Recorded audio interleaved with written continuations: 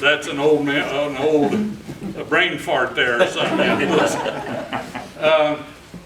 This is gonna be real formal, informal, and so we're gonna have each of them talk a little bit, tell a little bit about their story and what they've done and so forth, and then we'll just discuss and cuss and visit with everybody. And we sure want you to ask some questions. If you know, they haven't discovered or discussed something you want to know about, why, just like we did last year. That gentleman back there, he visited with us last year, I think.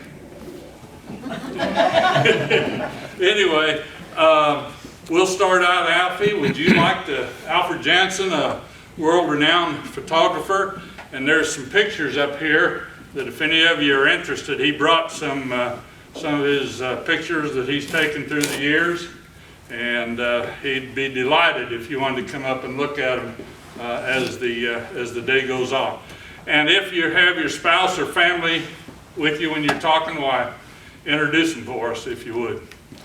Alfie will take it off with you. All right, thank you. Well, my beautiful wife Sally is back there, and she said, you know, should I go with you? And she said, I'm not a legendary horseman. I said, but you put up so much horseman stuff, you deserve to be there. So I started photography in college, K-State, in the 1960s. Graduated with a degree in ag journalism, which included some photography work. Of course, I always had a passion for horses.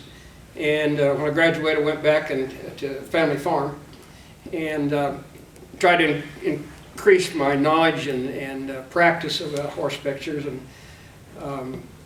the main way I did that was very, very simple. I went through the magazines and I found the pictures that I thought were good, and then I tried to tell myself or ask myself, now how would I take that same picture? What do I need to do to duplicate that quality work? And eventually it kind of panned out, and you know, living out there in the middle of nowhere, why, and farming, I wasn't able to travel, you know, like some of the people in the high metro areas, but all in all, we got around and met some really, really nice people and photographed some great horses, and it's been a great experience. Frank, you can talk as long as you want to. Truly, he was one of the, if not the best photographer for horses that I've encountered and seen his work. And so there's no baloney there. That's very humbling. Well, I was born a hillbilly kid in southwest Missouri, and the first animal I ever rode was a pig. My mom would set me on the hogs and I'd ride them, and they're hard to ride. And then my first job was, we had a stationary hay baler. And my first job was to ride one of the team of horses that powered the baler. They walked in a big circle. And I just wasn't supposed to let them stop. But I've always liked to ride mostly horses. I've ridden cows a lot. We milked cows and had brushy pastures in the hills down there. And I'd go find the cows. We had a bell on one, and Pearl was her name, and I'd ride her and bring the rest of the cows to the barn. And then I finally I spent 3 years in the Army, and when I got to where I could manage it, I bought a horse. And my first horse was a 20-year-old broodmare and her baby colt. That's Tinker Red McHugh. When I bought him, I thought he could be an AQHA champion. And I never had ridden a horse except to go get the cows. So I didn't know a right lead from the left lead, but I showed him and we got the championship together, which made me proud of him. And he sired 3 AQHA champions out of my mares, which were kind of cheap mares. But I always liked competing and trying to, there was always somebody better than me, and they helped me get better. And so it's just been horses, horses, horses for me as far as my hobby and vocation somewhat, and I always had to work a job, but managed to come up with some pretty good horses, just lucky enough, and never had any money to spend much to go buy one that was already for sure a really good one. But I could make the good guys hustle a little, and it was fun. I see only two of my family, my two daughters, Robin and Stephanie, sitting over here. They're keeping track of me. Best one here. There's my daughter-in-law, Roseanne. My granddaughter, Mackenzie. That's Bud's wife and his daughter. And the daughter is a cowgirl. You'll see her tonight in the ranch rodeo. But anyway, it's really a treat to get to see these guys again. I haven't seen them in a long time, except for Craig. I see him more often. And I appreciate all of you. Thank you. My wife Cheryl. Wave your hand, Cheryl. I'm Richard Clower, and I think in about 1963 I had the opportunity to drive a trotting horse there at Winfield for old man Johnny Lawrence. I thought he was terribly old, like 90 or 100, and I saw his obituary last week and he was 71. So. But anyway, that got me hooked on the standardbred. So we raced trotters and pacers, my dad and I, through Kansas. And back then we had 6 places. We had Winfield, Stockton, Emporia, Eureka, Goodland, and Waukene. And that was a nice little circuit, and people came from Iowa and Illinois and everything. We had a good time. That gave me a chance to kind of be around horseshoers, and I thought those horseshoers were getting wealthy, you know. So I decided to go to horseshoeing school. That was in '67, and I was just going to shoe horses to get myself through college, and then I would just teach school the rest of my life, you know, have a job where I could race horses all summer, you know, because teachers don't work in the summer. Well, when it came time to do my teaching block, I just kept shoeing horses, and I shot for 53 years, and I got to shoe a lot of really good horses for really good trainers and really good owners.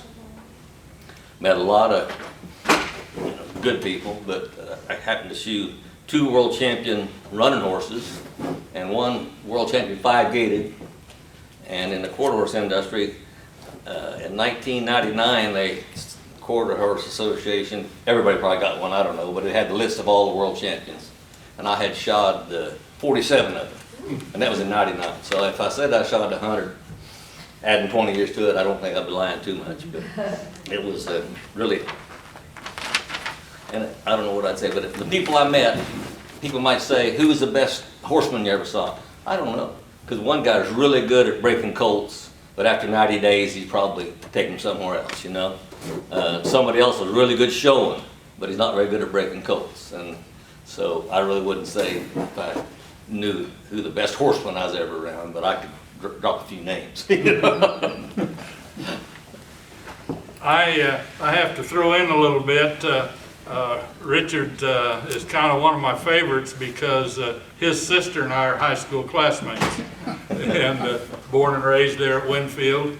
And I will admit I didn't know Richard too well when he was a young buck, but I certainly got to know him real well when he started shoeing horses, and he was the farrier of South Central Kansas and then all the other circuits around. And I might say that I know one other world champion that you shot in 2007. So, What is it, rope horse? real horse. Craig? I'm Craig Cole. My wife Roseanne's back there. And anyway, I guess the only thing I've ever done is I started riding when I was 4 or 5 years old, and that's all I've ever done is trained horses. We run a training operation and we show horses all over. And my son's there with me, and we do everything. We do everything from the cow horses to the pleasure horses to the reiners to the rope horses. We do them all. And the way stuff has progressed through the years, why whatever needed to be done, that's the way we done it. We changed different disciplines from year to years and whatever we do. And we haul a lot of amateurs and youth kids, and we just show a lot. And I farm too. Thank you, guys. Alfie, I'm going to kind of just jump back and forth here, but you brought your pictures and everything, and I heard you say something about how beautiful the Northwest country was. In all of your travels, where is there a particular area that farm you went to, horses that you photographed that really was the outstanding that you remember, that you just can't think there's any place better than that? Well, it's hard to narrow it down. It really is, because we went to some beautiful farms that were extremely well kept and manicured, and the horses were well conditioned, and we had good help. I guess if I had to sort one out, it would be Holiday Ranch in Corvallis, Oregon. But that said, when I was up there, when they called me to come up there, it was usually in July or August. And that was not the raining season, it was the beautiful season. And that gentleman, that farm, they raised Christmas trees for a living. And you see literally mountainsides of Christmas trees. And another thing that kind of was a soft spot for them, they bought a horse that we raised and made him a champion, and then they used him in their breeding program. But as far as overall picturesque, they had a little creek that ran down through there, they had trees, they open areas, which made it somewhat difficult to find an open area for just pure background. That said, that was probably it. Pitza Ranch, I'll have to give them credit, for that area. Beautiful pastures, full of mares and their broodmare band and so on. That was great. As far as a commercial, more of a commercial deal, Matlock and Carol Rose, I mean, they had everything done up, as good as it could be done.